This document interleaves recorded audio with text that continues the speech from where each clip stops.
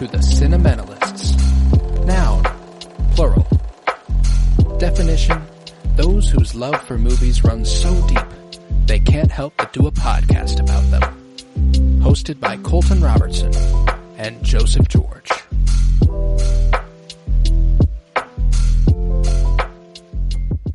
Hello everybody and welcome in to the Cinementalists. Today we continue our journey through some iconic horror films here in October with The Evil Dead. It was released originally, its premiere was on October 15th, 1981. It was written and directed by Sam Raimi. I'm Colton Robertson. I'm joined by Joseph George. What's up, homie? Oh, what up, what up? Always a pleasure to be here. Oh, and it is always a pleasure to have you. And we've got yet another first viewing for you. And I'm so very excited to dig into The Evil Dead here. This was my third viewing of The Evil Dead. I'm quite familiar with the movie, and I love it. It's one of my favorites. This whole trilogy is one of my favorite series of films ever. It's just so goofy and weirdly heartfelt. Sam Raimi just has such an essence to him that's hard to miss. How'd you feel after your first viewing of The Evil Dead? I'm glad I'm finally getting something that's not Doctor Strange or Spider-Man from Sam Raimi, and going back to his young years is really cool. And it didn't really hit me until after the movie. That he was this young while making that. So I kind of wish I had that thought while watching. But I'm also really jealous that I'm out of the know for number 2 and 3. This sounds like a lot of fun. Oh, it is. I can't wait to dive deeper. But at least for the first one, I'm already having a good time. I don't know. I did not expect there to be a comedic streak at all in the movie, and then there, it's clear at times that they're going for something funny, but then at other times it's taken very seriously. Oh, yeah. And you never know where it's gonna go. And now knowing that it's just a young Sam Raimi with Bruce Campbell, were they just childhood friends, or was this they the went first time? They went to high school together, and they wanted to make a movie. Oh my God! Sam Raimi and his brother would make movies they would make home video movies with their friend Bruce Campbell, and Bruce Campbell became the actor because he was the pretty one. Wow. He was the one who was nice to look at. So Bruce Campbell became the person they put in front of the camera whenever they would make movies. And then they raised $350,000 to make this movie. Part of that being Bruce Campbell putting up his parents' home as collateral, which is pretty insane. Yeah. At about our age, he was putting his family's home up for collateral for a movie. Mom, Dad, I have this movie. I'm going to be the star. Yep. Trust me, it's going to go huge. Good. And, hey, it premiered in Detroit, Michigan in October of 1981. It premiered at the Cannes Film Festival in France 6 months later. It didn't get a wide release until 83, but so it took its time. It was a slow build, but when it did, it ended up making over $2 million. So it was quite a worthwhile investment. $350,000 versus $2 million. You take that deal. But yeah, even beyond the business and behind the scenes stuff, man, it's just the fact that it's just some friends going out into the woods and making a horror movie.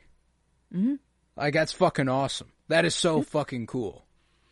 We were in one spot the whole time, that was it. And I think I texted you maybe 20 minutes into the movie, and I'm like, hell yeah. This is the kind of horror movie I was kind of ready for. And I guess, Night of the Living Dead is kind of similar. We're in a survive situation. I think it's definitely an influence on this too. I think that's a note. But this one, I don't know. It kind of had just a little more to it. The comedic. It's a lot more fun than Night of the Living Dead. Night of the Living Dead is a little bit more. I mean, Night of the Living Dead takes itself uber seriously compared to this, you know, and not to its detriment, you know. It's a good movie. I would argue it's probably a technically better film. I have a lot more fun watching this one. I'll tell you that for sure. But I think Night of the Living Dead takes itself a lot more seriously, and ultimately, I mean, like, it's not as worried about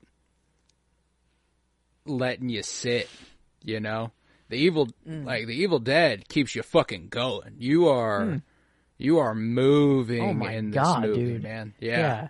Oh my God. I'm like, at one point I'm like, okay, it can't get worse. I'm like, right? I'm like, we've reached peak. We've reached the worst of the night. It's got to become daytime at some, I don't know. The birds got to chirp, you know, in Night of the Living Dead. I'm like, I'm waiting for the morning to come. I guess I should have known, you know, in that movie as well, whenever the birds are chirping right after what happens. Not that great of a sign. Boom. Yeah, it's not a good sign, so maybe. And obviously, when they made this movie, probably wasn't conceptualized as a trilogy, so it was probably supposed to be a little bit of a, man, he didn't make it out. He ended up getting taken, you know? Yeah, what the fuck? Wait, yeah, it's not like we're setting up franchises. No. They're like that's supposed to be a dark ending, you know? Like, that's just, he didn't get out. He didn't get out. Damn. I mean. Now, obviously, with context now, the second one is essentially the same movie, but goofier. 'Cause he doesn't escape. He's here. You know what I'm saying? Like, he keeps doing this. Is it like, well, I don't know. I guess I don't want to spoil. I should just go in. It's not, I mean, like, it's actually really funny. If you do watch the second one, the thing I will spoil is that the first 10 minutes, 15 minutes, recapping the events of this movie, but retconning it to where it was just him and his girl who was up here, not him and all his friends. At least that's how I remember it. I've only watched Evil Dead 2 once. I do need to revisit it. And I wanted to so bad when I finished this last night, but I didn't want it to blur the lines between what I was talking about because they are similar enough to where I probably could have had that problem. Now, the third one, not even close to the same type of movie. Yeah, I'm like, well, I don't know what you said. You could give me several guesses, and I would never guess where the third movie is called Army of Darkness. Also, it's Evil Dead, Evil Dead 2, and Army of Darkness. That's the trilogy here. And it's you can't guess, but that's the thing is it's one of the most exhilaratingly fun trilogies of films I've ever watched, you know? No, it's not the greatest trilogy of films I've ever seen by any stretch of the imagination. It might not even be Sam Raimi's best film trilogy, but I will say I do like it with my entire heart. I think I gave the first two movies both 5 stars on Letterboxd, and I gave the third a 4.5. And I think if I rewatched it, I'd go ahead and throw it a 5 too. You know, like, I love thinking about those movies and I love watching them. And after watching this one, which I hadn't revisited in almost a year, I was actually blown away by how much better it was than I remembered. Like, I was like, holy shit, this movie is so fucking good. That's what I was going to say, is that I bet the first watch is the worst watch that you'll have, because, like, before I got what the movie was doing, I thought, like, the comedy stuff and I'm like, wait, what are we doing here? I'm like, wait a minute. Like, and like, it kind of, it didn't annoy me, but I'm like, I just didn't fully get what was going on. You know, and there's this thing too where, like, the first time I'm going into this movie, I think it's going to be scary. You know? Yeah. It's not a scary movie. You know, like, there are people who will be afraid of it. I'm certain of that. It's icky, it's grotesque. Yeah. It's gory, and if you have a problem with blood, you should not watch The Evil Dead. Oh my god! Yeah, there's stuff that makes me just go like ugh, but there's nothing that makes me or jump or like. And even the eerie stuff is more exciting than it is like dreadful. You know, like it's just kind of like, ooh, what's about to happen, sort of. And I think that's a wonderful tone for a horror movie to strike, because I mean, like, because I don't want to say it's not scary. It's just that it's so goofy at points that you get excited for the scary stuff because you know something goofy is going to come along with it, you know? And there's just such it's such a wonderful balance for a movie to strike. And I think that what's so strong about this movie too is that Sam Raimi's personality and his style and his essence comes through so strong as a director that everything he's made sense. Everything he's made sense. You can directly compare to The Evil Dead. Like, he never lost his flair. He never sacrificed his artistic vision. And obviously, this is a little more rough around the edges than Spider-Man. You know, and obviously more rough around the edges than the corporate produced Multiverse of Madness. But even in Multiverse of Madness, there's a part whenever Bruce Campbell reaches into the mirror and the mirror turns into water. There's a direct homage to that in Multiverse of Madness. Yeah. You know? What's up with that? Before the Matrix, dude. He's the OG. Yeah. And I guess I don't know. Is this? I'm sure there's some. It's maybe probably not before. a new idea. I'm not sure if it's been done on screen. I wouldn't be able to tell you. But regardless, like there's just so much about Raimi that he doesn't lose. You know, that last shot of the voyeuring camera of the Deadite zooming in on his face, like. Going back to his most recent film, Multiverse of Madness, whenever we are in Camartage and the camera zooms in on Doctor Strange's face and it goes like really close and then it goes really close and like all that stuff. He has his essence and the way that his films grow in terms of editing from here, because this is already a really impressively edited movie for not being... I mean, for being $350,000, I know that's not a small amount of money, but it is for making a movie. And like, he's got the juice, you know. You can tell this guy's gonna be fucking good at this, you know. It's crazy that like, there's a lot of different marks and stuff on Bruce Campbell's face throughout the movie, and like, it's clear that like the continuity isn't kept like through some shots, but it's like almost, it's impressive that the performance carries through, though. Even though like it's clearly that this isn't filmed continuously, it almost looks like it was. Like, even though I mean, it's clearly a different day, probably that they're doing this. And the production and stories flowing behind this are kind of insane. Obviously, because I mean, they're young guys. It's not an official film crew or anything. It's just people out in the woods making a fucking movie. You know, this cabin. This is where they stayed while they made the movie. Wait. Yeah, they just stayed in the fucking cabin. They actually went out to the woods. And this is where they made the movie. Now, there's also the fact that it was so like nightmarish conditions. There's like hardly any running water, so they would go days at a time without showering. They would, How long did they stay out? It took a while. And so it took so long that a lot of people left the production. So like in the back half of the movie, whenever you see deadites that kind of look like puppets or stand-ins, it's because they are. They're not people anymore. Like they had to, oh my God. They had to make do. Bruce Campbell was the only one who kept coming back. Like, cause there were like months, like it took a long time to film and they took big breaks, but like, so, like, at the back half of the movie, because I'm pretty sure they did it relatively chronologically. The back half of the movie, it becomes a lot more clear that a lot of the people aren't people, but you can get away with that because they're deadites. You know, like they're demonized and they are they're all fucked up, so you can get away with that. But like, wow, yeah, they just left. They stopped working on the movie. So they were like, well, they're not here. We can still have them as a character, just dead. You know what a guy. You know, he just takes anything, takes the punches as they come, man. It kind of just felt like that. Yeah, it's just kind of like whatever will come to us, we'll do. Like the fucking, I don't know, whatever that demon knife is that when you get stabbed in the back actually kills or whatever. I don't know if that's actually how it works, but whatever. I don't know who it is, but one of them gets their arm sliced, and then only a little bit, and then they decide to finish the job by biting. I think their that was arm Cheryl. Off, you know, like holy crap! And yeah, it's ugly. It's just, like Bruce Campbell watching it. Like Bruce Campbell is like you kind of have no choice but to go with him for both regards. Yeah. Both character and performance. But his, like, I love the evolution the character goes on. Like, there's actually, and that's the strength of this movie. The other two are, like, really, really goofy, and the production value goes up, and they get more exciting, and they are probably,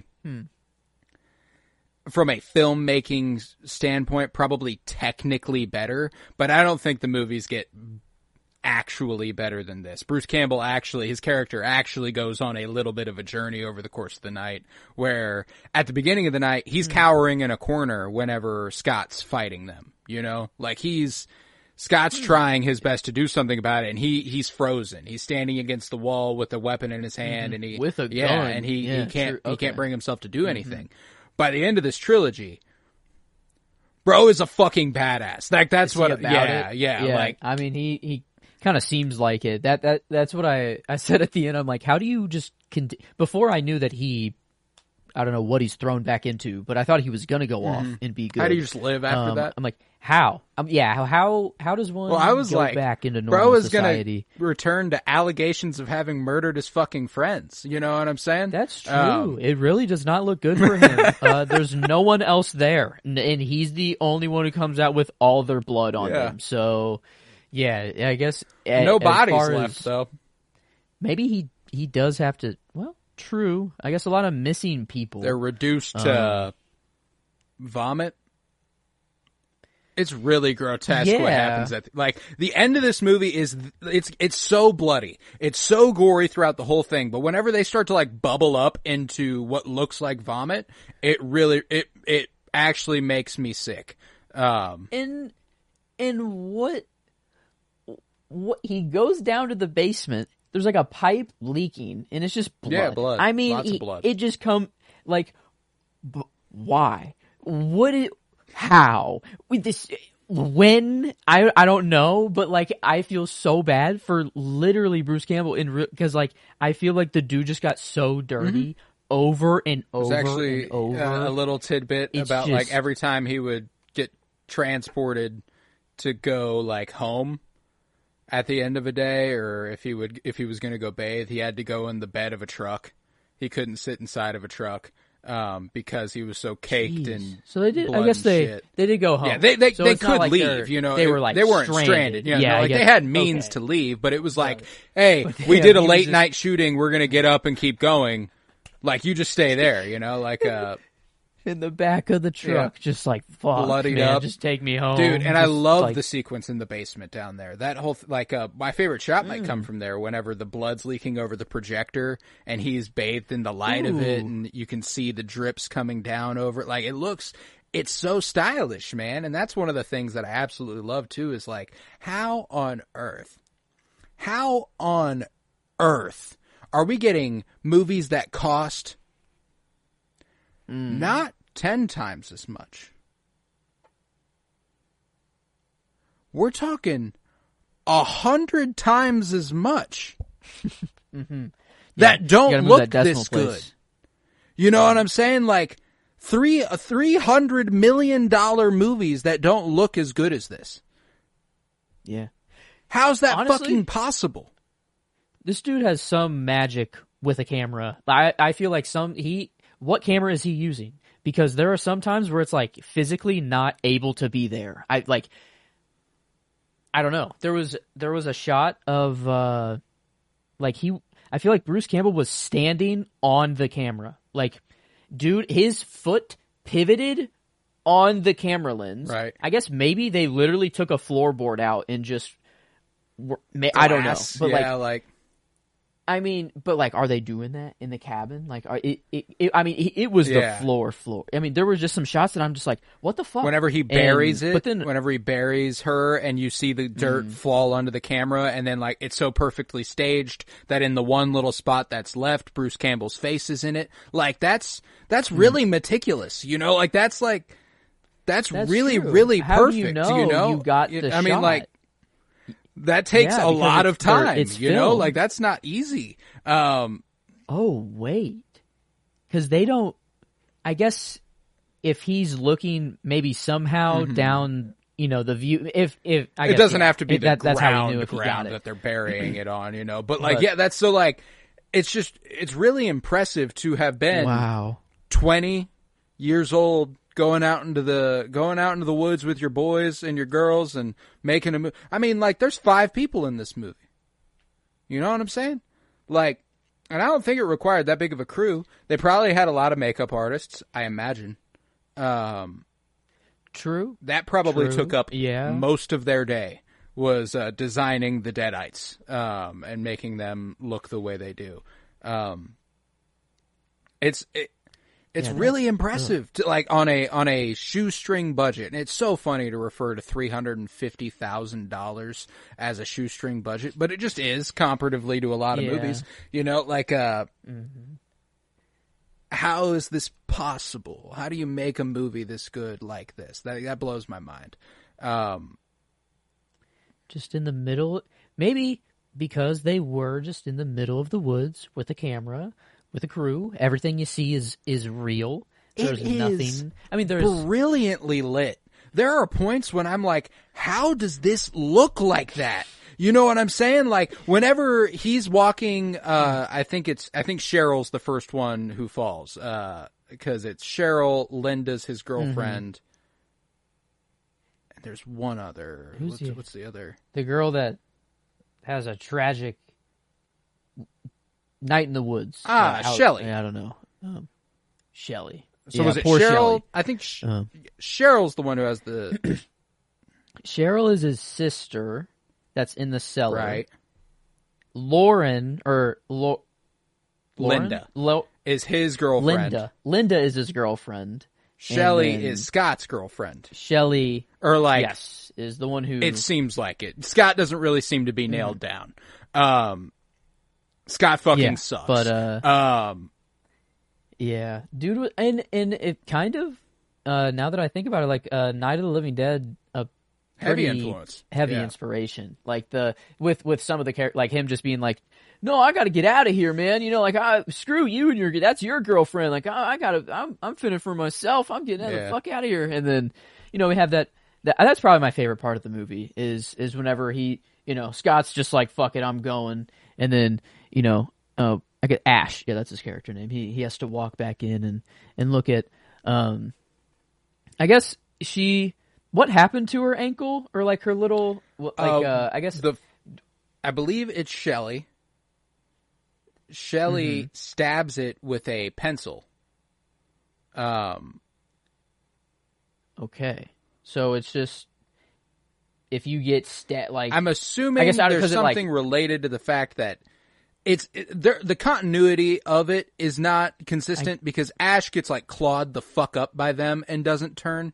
You know what I'm saying? Yeah, I was trying to think of like what made him kind of like not turn and if it was like his will or like he was the only one that was, I don't know, like if that matters or if it is just like if they get to you, it's like that, you know. I mean, the other thing too is it might be.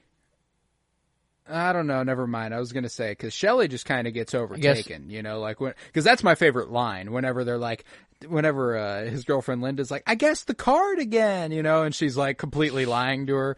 And then Shelley's over there.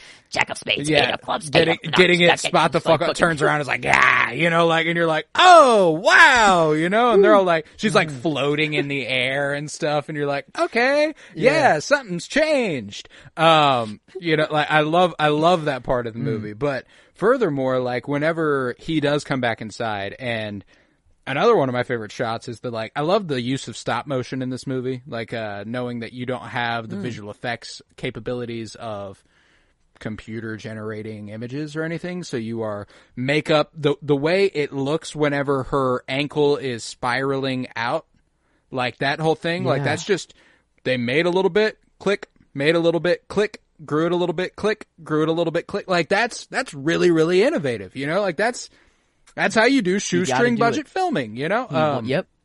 He had an idea in his head. He wanted it to spread from her ankle, and that's exactly what we fucking got. But yeah, whenever she's like sitting in the doorway, like giggling, and Scott comes back in through the door, and he's like bleeding, and he's like, "Man, we're gonna die here, man." He just smacks the shit out of her. But whenever she like comes back and is like, "Help me, Ash, help me," like that's the best scene in the movie for me. Like, because it just Bruce Campbell gets to perform his ass off. You know, when she comes back and he's like, "What are you doing to me?" You know, like it's just so it's heavy, you know, and you don't have enough breathing room for it to really be heavy. You know, like you are getting sideswiped by ridiculous gore and goofy moments, you know, so like, but it's funny to see this movie balance the tone it has and do a successful job at it. You know, a lot of movies have a tough time balancing the sort of tones it's going for. Cause like you actually feel bad for Ash, you know, sometimes you watch these movies and you're like, yeah, he would feel sad in this situation, you know, like of course, but like, I don't really feel bad for him, you know, like I don't know the fucking guy. I feel bad for Ash, you know, like, Ash doesn't deserve this. Clearly a sweet guy. This poor man. And whenever Scott comes back from trying to leave and dude just got fucked up. Got fucked up by the woods. It's the woods, assuming man. the same thing happened to They're him. alive.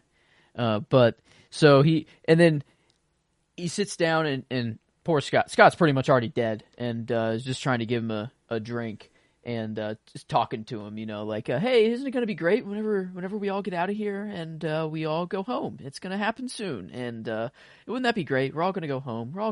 It's going to be good. And then just like shakes the fuck out of the dude. Yeah. I mean, the dude is on the edge of death and then is just shaking him so hard and slaps the shit out of him. I don't know. It's funny. It's serious. Like it takes the stuff that happened in Night of the Living Dead and like turns it up to 10 but gives you all the action and the stuff you wanted anyways. And also like there is a little bit of I wish there was more of a romance. Like I wish whenever Linda came back, she stayed back for a little more, or maybe there was more back and forth or something. But I mean, it was pretty much just Bruce Campbell going off the whole time, and it was clear that maybe that's all they had at the end of the movie to work with. So they just had to give him the crux of the story. But man, I mean, I'm curious, like just because I don't have a lot of the previous horror movie knowledge, like the movies that just come before 81, but like how much of this stuff is inspiration for just how horror movies are made from now on, like just the going out in the middle of the woods. I mean, Night of the Living Dead did it, but I guess I don't know. This is just a different kind of. Maybe it is just Raimi. Maybe it's just it's the same thing, the same formula, but Raimi has taken it and put his twist on it, and it isn't really anything new. But well, you know, I mean, it's really hard to say, like, because I mean, I haven't watched nearly enough horror movies to really be able to tell you for sure. But like, here, let's check like Night of the Living Dead. Let's see what budget it had. Okay, 1968. It had a budget of $114,000. So it cost even less than this to make. I guess by about $200,000. When did Night of the Living Dead come out? 68, so 10 years earlier, less than 15 years earlier. Yeah, I'd say that it's definitely less. It's probably the inflation probably doesn't go that crazy. But they do a lot less in the movie, you know, like the Deadites are the zombies look worse in that movie than the Deadites do in this one. You know what I'm saying? Like there's more extreme makeup done in this movie, and I mean, like, so it's hard to say. I don't really know how much this changed things. I mean, I could tell you one thing it did change was, you know, there's a decent chance the MCU doesn't exist without the Evil Dead. How does this track? Sam Raimi. I mean, Spider-Man becomes the most successful without Sam Raimi movie franchise temporarily, and then I didn't know if there was like a direct kind of line from like no, just the that he went on to do. But yeah, just Sam, that, I guess you know, his success is very. We need him to. It made them realize. I mean, like, because X-Men was popular. You know, X-Men was successful. Spider-Man was successful. The Dark Knight was successful. So it's like hard to like directly correlate it, but like there's a causality there. It's like because Spider-Man was the most consistently successful of the Marvel franchises at the time. You know what I'm saying? So he gets the last movie was 2007, and Iron Man was 2008. You know, when he's done with Evil Dead 3, like, I guess what year does that come out? Does Evil Dead 3 come out? Evil Dead 3, I believe, is about 10 years later. Evil Dead 2 isn't much removed from this at all. I think it's only a couple years later. So, like, but, this trilogy that is pretty dang responsible for his success. Is there anything else in between here and Spider-Man? I believe there is one other movie. It's called Darkman. Darkman. Which is also another superhero. Okay. It's another superhero movie. The Quick and the Dead, a great Western. That's got Leonardo DiCaprio, Gene Hackman, Sharon Stone, Russell Crowe. Whoa. Keith David. That's a really good fucking movie. I want to say The Gift, For the Love of the Game. He's got he got a few in there. Kevin Costner in one of them. The Gift has Cate Blanchett and Keanu Reeves. So yeah, I mean, like, there was a reason he was handed Spider-Man. You know, he was pretty well established come that point. Yeah, this is his start. It's crazy to see like the like Wes and Jason Schwartzman combo, the Sam Raimi and Bruce Campbell, kind of I feel like a Ben Affleck and Matt Damon. Thank you. Knew it was a Matt. I was struggling on the Damon, but yeah, I don't know. It's nice to. I've known them, or like I've Bruce Campbell. I guess I've known him as just the guy in the Spider-Man movies to kind of or whatever. Yeah. But now this is why, it's because they had these deep roots and that he just kind of wants them in every movie. I don't know. It feels like it's like an honorary. I got to get my boy. They're boys, man. Yeah. He's also not the only thing from these movies that pops up in every Sam Raimi movie. Do you recognize the vehicle that they get there in? Vehicle. The car. Car. Yellow. That's Uncle Ben's car. No shit. Uncle Ben. It's Uncle Ben's car. No. No. Yep. Yeah, it is. This is the car. The legend is that this is the car Sam Raimi lost his virginity in, so he puts it in every movie he makes. That is insane. That is awesome in a good way. That is. Yeah, right. If I have to see it, because if they're both yellow. Oh my fucking God. Oh. Yeah, it's the same car. Oh no shit.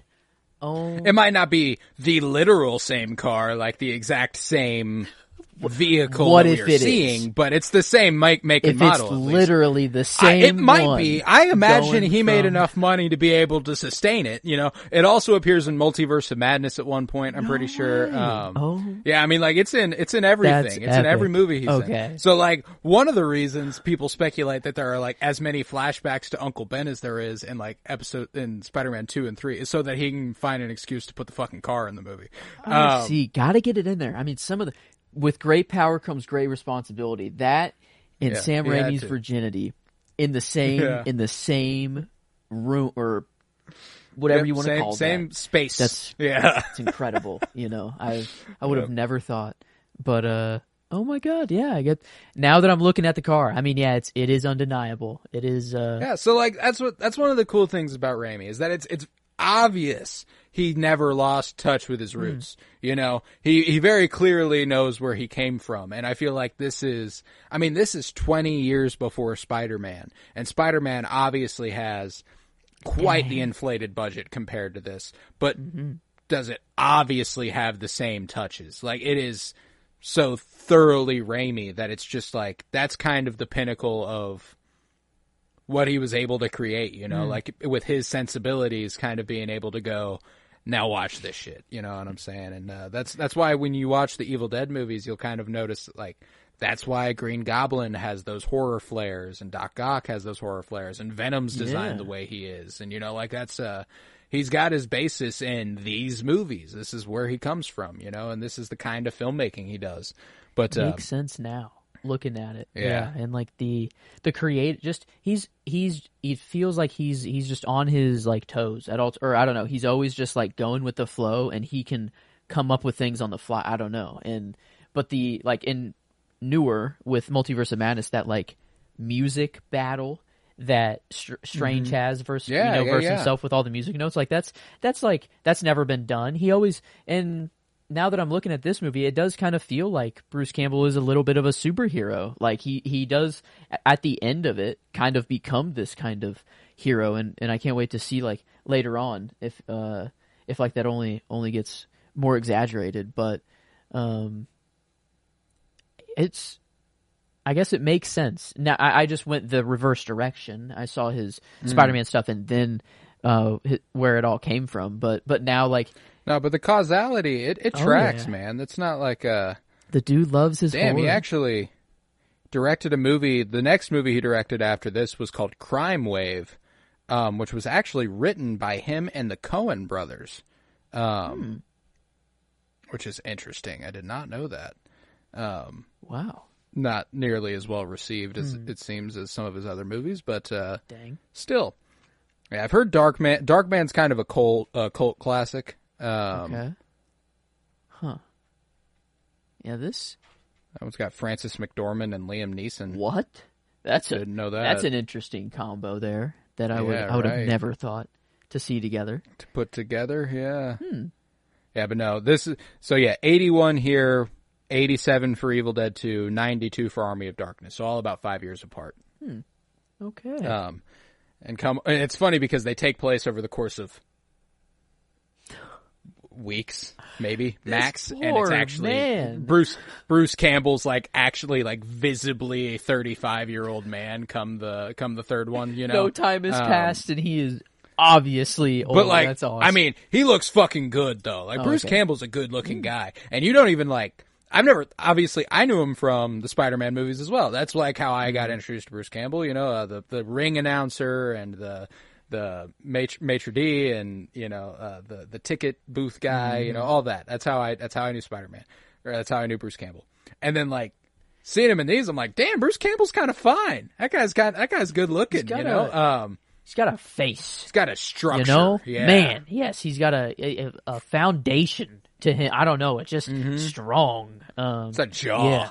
That is a jaw right there. And then, I don't know, I didn't think about him kind of being a little cowardly or scared or frozen at the beginning. And then, I mean, by the end of this, yeah, he's... I mean, like, cowardly's probably not the right word, because, like, who can blame him? You know? Maybe just shock, you know? Just like, holy, like, what? Yeah, I'm like, one of these girls is his sister, which I don't think the movie makes clear enough. Yeah, whenever she said it, you know, from the cellar, she's like, "I'm your sister." I was like, "Oh, they're brother and sister." I was like, "Oh shit!" I was like, "Okay." I would have thought you'd have been a little bit more stressed out about that, Ash. But I mean, and it makes the movie all the more like devastating. It's like his sister, his girlfriend, his best friend, and his girl. Like, I mean, his logic at some points, I'm kind of like, I don't know if I can trust you, man, because like his girl is a demon. She comes back. Right. She comes back for a little bit, and he's like, "Oh my god, yes, like wow, I didn't know what was going to happen." And then, but she goes back, but then like, so it's possible. It's possible to like to come back in some form. I don't know. He knows this. It's not. She's not lost forever, or was that like a trick? That was a trick. The Deadites let them come back. Damn, that's cruel. Yeah, that's not a. Okay. Yeah, that wasn't like she broke through for a second. That was the Deadites were like, okay, let us come trust us, you know, so we can fucking get you. You know, down from the cellar, they're like, "Hey, I'm okay. Come unlock." Okay, that's. I didn't. Yeah. Yeah. I thought we're trying to. I thought. Summon him. Okay, because he said something, or maybe the necklace or something like happened right when she came back, and I thought like, oh, maybe there's an antidote, or there's some I don't know, there's some way to beat it, and then it's just throw the book. I'm pretty sure fire. The only way to beat it is if the Deadite willingly leaves, and the odds of that happening are very slim. You need an exorcist. That's I guess that's what they. I don't know. know. That's if we're in the same realm here. I love the summoning part whenever they play the tape. Ooh, you know, and they're all sitting around from Kandaria. You know, like he speaks the tongues and stuff, or it's Sumerian. You know, but like that's just Sumerian. I'm pretty sure. Yeah. Oh dang. That does sound pretty old language. Yeah, that was funny. Sounds like whenever you know they say I dug up some Sumerian texts. You know, he has a super great, The book a great of voice. the dead. Yeah, and just explain, oh, it's just getting creepy. It's like a campfire story, but they're all just in there and like, oh, turn it off, you know, and then like, I don't want to hear anymore. And then right when they turn it back on, it's Satan. Like, well, I didn't know it was Sumerian. I feel really bad now that I thought it was just like straight up satanic ritual. But to be fair, the dead was raised right afterwards after he's saying this. No, so, yeah, like it's fair. It felt pretty assumption. demonic in nature. But yeah, no, this just all the random weapons, you know, I love, or not weapons, but just that one sword or whatever artifact that is. That's cool. That was cool. And then like the white. What's the white? What is that? I don't know. Well, it's just like there's a lot of stuff in this movie that I think is just generally supposed to evoke like uncomfortability. Like there's some sort of like I like to view it as like the Deadites in some way corrupt your body. It's not just that they possess you and now you're tethered to them. It's that like literally it being inside of you ruins your body. Like not just like, oh, your skin's going to break out in this terrible fucking rash. But it's going to turn your blood chunky and some of it white, apparently. Yeah.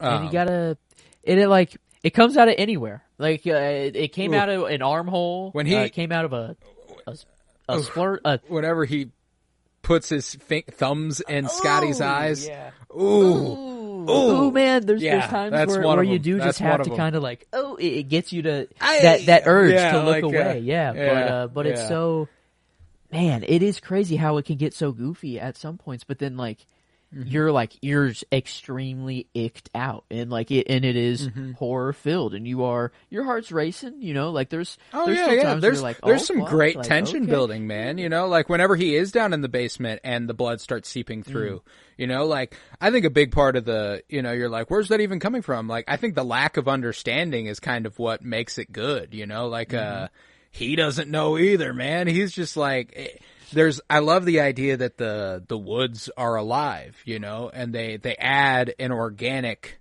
quality to it by the blood seeping through the foundation almost. Like it's like, it also implies to me that like they're not the first people who have been out here. They're not the first people who have encountered the demons or anything, you know, like this might be the blood of who knows how many people seeping through the ground, you know, and you get to kind of run with it like that. And so I do really, really appreciate the sort of mysticism that comes with it, because a lot of people have the misconception, and an understandable misconception, that The Evil Dead is a zombie movie, which like, yeah, it's called The Evil Dead. You would think it's zombies. No, demons. Yeah. That's cool. It's a possession thing. And I do appreciate that. They weren't just flesh eating. I mean, they were, but they weren't like they did also flesh eat, but it wasn't because they wanted to. It was because they. It was they are alive. They are functional. They're logical. They want something. You know, like and that makes them scarier. Join us. It's like just to die. Like is it literally just like give us your body? We want your flesh. We want. It's like it's a zombie that can actually talk. And it's creepier. Yeah, no, I makes them horrifying. You know, there's actually a great behind the scenes story about the summoning part, where the characters are supposed to be originally smoking weed whenever that happens, which obviously. In real life, we know would add a degree of paranoia to the situation. People be like, "Oh, they're dreaming," or like, "Oh, it's not real." Right. So, they would just be more freaked out. Oh, that'd be they'd be geeked the fuck out. But the real thing, the funny thing, is that they did this. The actors, they smoked. They did this by smoking, and then they needed to scrap that entire night and go ahead and film it another day because they were so ridiculous. Really? Oh, it actually just got off. Not like afraid, but like they were just like, all right, guys, Jesus Christ, you cannot get it together. Well, at least they had one fun night. I don't know. Exactly. And I'm sure like the idea that it was a pure horror, it was just a lot. You know, it wasn't always bad on the production side of things, but it wasn't. There were nights where it wasn't fun, you know. It's still a job ultimately, you know. You are going out there it's initially a lot of fun. We're going to make a movie. Hell yeah, and then you're out there for a week or two and you're like, Yeesh. God damn, man, this kind of fucking sucks. Yeah. I need to We're shower. in the middle of nowhere. It smells bad. I'm covered in blood. There's hours of makeup that I have to put on me to not even be able to see my face at the end of the day. Yeah, and the stop motion and all of the like animation, I don't know, like at some point, like, or not animation, but it feels like it blended two at the same time. Like there was stop motion with running water at the same time, or like running blood. I feel like, or just a ooze of something, which was really, I don't know how they did that. Just a lot of really cool, impressive that it was done on such a small budget and just in the middle of nowhere and such a young, with not the experience. I don't know. It doesn't, like, where did he get this experience from? Where did, like, or was it just like, fuck, we have to come up with something during the time. This is what we got. Well, and I think that there's something to that idea, like whenever you don't have the means to do whatever you want, you find a way to do whatever you want, like you figure it out. And I think that that's the sign of a really good creative. And I think that this movie really pays off in a big way for me. I love this movie. I love that it gets its sequels. It's obviously, I think it's on the 5th movie now. Only 3 of them are Raimi. Okay. But there was a reboot in 2013. It's just called Evil Dead. That one was actually directed by the guy who's doing the new Alien movie coming out. That trailer looked that did just come out. That movie looked really good. I really want to see it in theaters. Yeah, I'm excited. I did see it. It was good, I think. But and then Evil Dead Rise, which just came out last year. That was pretty relatively brand new. Okay, I guess I've seen the woman, the mother. People went nuts for her on the internet last year. Yeah, why? I feel like I did see something. I mean, it was a big deal. Yeah. It was like people loved that movie. It became instantly kind of loved. Evil Dead Rise did. I haven't watched that one. I haven't watched either of the newer ones, and I don't know if there's more. There's also Ash versus the Evil Dead, which was a TV show that ran for a while, starring Bruce Campbell. Oh shit! That was in the 2010s. A great investment. The parents might not have liked to put the house up for collateral at the time, but man, did it paid reap off its in a rewards. way. Yeah, that ran from 2015 to 2019 or 2018. So that's really recent, within the last 10 years. Gave Bruce Campbell a career as well. That's gotta love that. Gotta love that. Man, everyone's eating. I don't know. It did take kind of a lot. That is, and 81 money. It took 360,000 just to even make this. But yeah, it does take a lot. But man, it would be not. I don't know, that's the dream. That'd be, I don't know. That'd be kind of awesome just to make a movie. It pops off, and then the next thing you know, you're making Spider-Man movies. Like, man, yeah, this. He feels like he just kind of has like he keeps his child brain open a little bit. I don't know. His inner child. Yeah. It keeps it flowing a bit. And it's super fun, man. He always you can always tell there's a certain degree of fun put into the movie.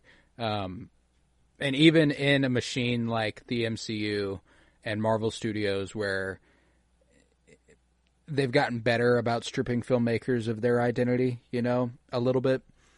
Like with Nia DaCosta with the Marvels, and Chloe Zhao with the Eternals, and Raimi with Multiverse of Madness. Like he let his flair come through as much as he possibly could in that. I mean, like, we got fucking undead zombie Doctor Strange where he has a cape of souls. Like, that's fucking cool. Like that's like, whenever people, I mean, Multiverse of Madness is a little bit of a narrative mess. It is, but like, the ideas and the direction of it are not bad. Like, it's a fun fucking movie. So like, that's where I ultimately have always really appreciated Raimi as a director. I think he's just really got a clear love for the craft, and I think it comes through pure and unbidden here. Like, it's just kind of like, before it's a business, before it's anything else, it's like trying to make it. Raimi. We got the no filter. The essence. Yeah, no filter. We got straight Raimi. But yeah, I'm ready to dive in though. I'm ready to dive into the next movies. I'm definitely in. I'm not leaving. That's for sure. I need to know where this all leads. At least the Raimi trilogy. I knew I was missing a Bruce Campbell in my head. Sky High. He's Coach Boomer. Oh, he's my God. Thank you, dude. I was thinking, I'm like, Spider-Man just doesn't I That's know not it. There's another else, thing man. I knew Bruce Campbell from, and it was Sky High. Sidekick. Was he the one that he was the coach that like did their like tests and stuff and like okay. Yeah. Oh my God. Wow, Sky High. I got it right there. I think that disc is beyond fucked though. I think it's one of the ones that's gone. Fucked up. Yeah. But that and Cat in the Hat. The 2 discs and Scooby Doo. We went through 2 Scooby Doos. So 2 Scooby Doos, Cat in the Hat, and a Sky High. As far as fucked up discs, but wow, yeah, that's crazy. Coach Boomer, oh my God, that is Coach Boomer. I'm glad I went and searched because I was like, there is something else that I am not pulling off the top of my head, and that was it. It was Sky High, but yeah, man, no, I love this movie. I do. I think that it's so much fun, and I mean, I went to my favorite movies ever list after. It was already on there, but I bumped it up a good 175 spots. I was like, yeah, this fucking rocks. It was actually one of those ones where like I'm working down the list. Mm-hmm. It was in alphabetical order, and I'm working down the list to order it. It's tough. It was still a part of the alphabetical stuff. So like. It's a 175 spot bump because I hadn't actually placed it. I see. Now I'm confident I wouldn't have placed it there before this watch, though. Fell top 100. In a top 250. Like it's pretty nifty. I feel like I'm definitely in top 100 territory. That's for sure. Of mine. Just ballpark right now, it's looking like the 70s around. If I were to place it right now, maybe 70s or 80s, I'd say right now. But that's crazy that I can say that now and actually confidently know that the movies above them are like I actually fuck with them now, and they're not just like right. What They're not just like I don't know. I'm like, yeah, that's there. I have to put it there. No, like it's like, yeah, no, that is there. Yeah, it is nice. I've been fucking with the list a lot the last couple days, and I'm like, I'm looking at it. I'm throwing something on a list. I'm like, what? Off the top of my head, I'm like, it's like a 95. 20. That's a 95, 70. Anywhere from like 70 to 90, and then I'm like. 214. What? Yep. You're okay. like, so 193. I'm like, okay. But it's getting to be a lot of fun. I can't wait until we inevitably do that top 250 like we've discussed before. But it'll be some time, I feel, before we actually officially get to that. But I'm at 186, and that's with not even every movie added right now. So I might even be getting close. I'm like, it might be, I mean, like, it might even be once you do get there, where you're like, these are the 250 for now. We might even be like, well, then let's wait another fucking year and see how much it changes. Then, let it cook. Let it cook. Let it sit. We gotta let it simmer. We've got time. But yeah, this was a good one. I don't know. As far as the horror movies, it's up there. It's up with the top of one of my the horror. I think literally on my top 100, it is one spot below The Exorcist. Like that is where I have it. Yeah, I'd probably right there. I would probably prefer The Exorcist. Well, just depends on what mood I know. I'm in. I would rather. Yeah, like. I think I obviously have a more fun time watching The Evil Dead. Yeah. And if I'm going to a Halloween party and they're like, throw on a horror movie, I wouldn't throw on The Exorcist. I'd throw on The Evil Dead. You know what I'm saying? Like, that's the vibe. So it is a certain feel. There's a certain funness to it. But The Exorcist is just that good. And that's what gets difficult, But, and I do love it, and it made me cry. I can't say the same for The Evil Dead. So, like, that's why they end up being one spot apart. I'm like, I barely hold them on different planes. I do love both of them, but the one that makes me cry is the one that I'll always go with, Yeah. I see. So, yeah, I do. That'll be important when it comes to the rating here before long. But before we get to the rating, I'm going to go ahead and do the plugs. If you would, head to Twitter, follow at Cinementalists, just like it is spelt in the name of the podcast here. That's for any updates on what we might be doing. Obviously, you can also listen to the show to know what we might be doing. Next week, this is our second to last installment in the Halloween October build-up, and we are going to conclude it next week, not on Friday. Our next episode will actually be on Thursday because it is October 31st with Halloween, directed by John Carpenter. I am so very excited to do that. Unfortunately, it was barely, we'd done chronological up to this point, and I had to go back a couple years to get Halloween in. I was like, it's fine. It has to be the way it is. But we're not going to cover Halloween the week before Halloween and then cover something else on Halloween. We're going to cover Halloween on Halloween. So next week on Halloween, you can expect us to be covering Halloween. That'll be here. But any further updates at Cinementalists on Twitter. We are a spinoff of the Penny Bloom podcast. Right now we are in the throes of doing the Penny Bloom Dispatch, and we're probably actually covering, we got a big list of TV shows coming up. Fresh off House of the Dragon, we're going into The Penguin, and off of The Penguin, probably that Dune show, and after the Dune show, maybe Severance, season 2, and like, it just keeps coming, man. It just keeps coming. So it's kind of, I'm in my head, we're not there yet. For those who are like listening, like that's months away for us.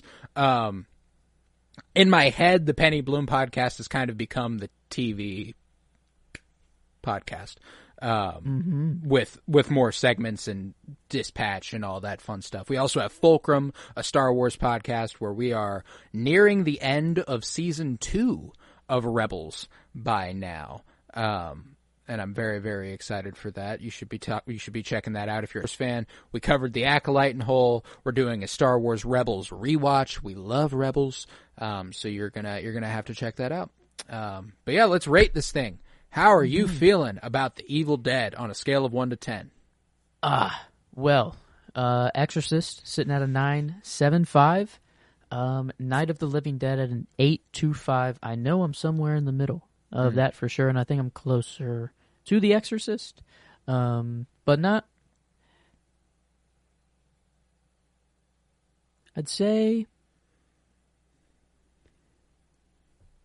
it's fun, and the shoestring budget.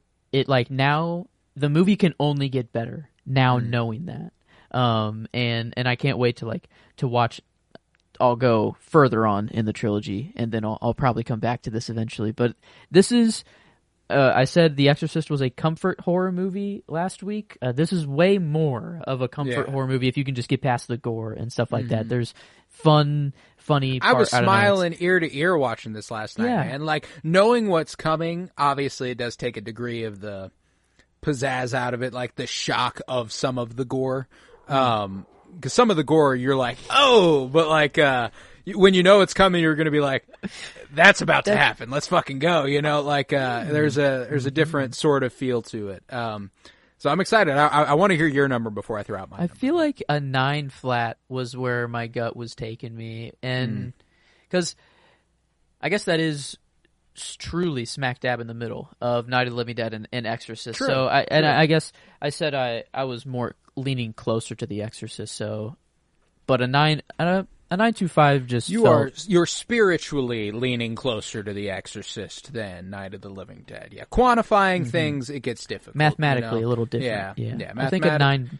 Get into the nitty gritty. It's going to be a nice and easy calculation. I'm super high on this. Mine's a 9.5, so it'll be a 9.25, smack in the middle for the average for the show. Yeah, I love this movie, man, and yeah, I think that The Exorcist, quality-wise, is kind of miles better, but the amount of fun I have watching it more than makes up for it and makes it end up getting right there for me. So I'm cool with a 9.25 being the average of The Evil Dead. Yeah, it's a good.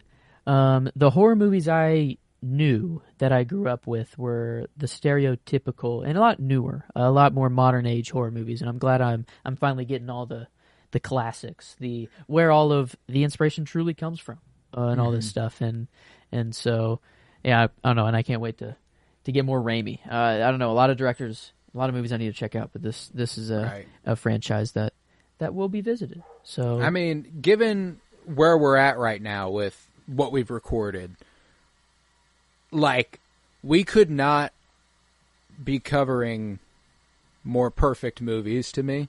That's been the most exciting thing about Cinementalists so far. There's not a single thing that we've covered that I haven't given a 5-star on Letterboxd, by the way. Every single one of these are like some of my favorite movies of all time. I kind of wanted to do a spin-off show so we could do that. I was like, let's just do all the fucking awesome stuff. And you know, we'll start taking some swings in the dark here before long. We're getting to the Lord of the Rings by the end of the year. I've never seen the latter two. I've only seen the first one, which, however, is also a 5 stars on Letterboxd for me. So we'll see. Yeah, We'll see. Maybe one day we'll get wild and go in the Velocipaster, or the shit bucket realm. But I've liked to live in the.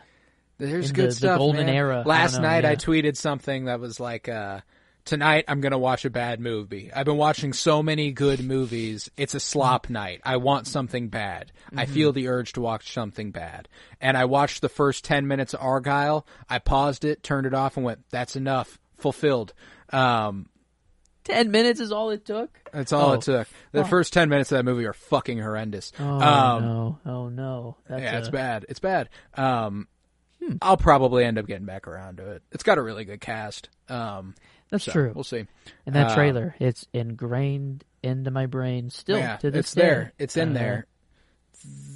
Yeah, I can see feel it. all the events playing out in that goddamn train, the goddamn cat in that stupid backpack with the fucking bubble. Why does it piss me off? When they jump on the platform and he comes up towards the screen and he scratches at the camera. Yep, I remember it vividly. Why does it piss me off? It makes me so fucking mad. Why? Maybe that's why I don't like maybe that's why the first 10 minutes I was like, that's enough. I've seen it, I've seen it. It's fine. I've seen the fucking movie. I already know who Agent Argyle is, and that's what the twist is. So, I'm good. I'm good. But that to say, after that, I went ahead and turned on Miami Vice. I've got to finish that tonight. But, another Michael Mann one I'm knocking out. But, so, with that, we will conclude this episode on The Evil Dead, and we will be back next week with Halloween, directed by John Carpenter, and I'm so very excited for it. I was Colton Robertson. I was joined by Joseph George. Thank you very much, homie. Oh, thank you for having me. It's always a pleasure to be here. Oh, and it's always a pleasure to have you. And remember, go and watch Evil Dead 2 and Army of Darkness now. It is your duty.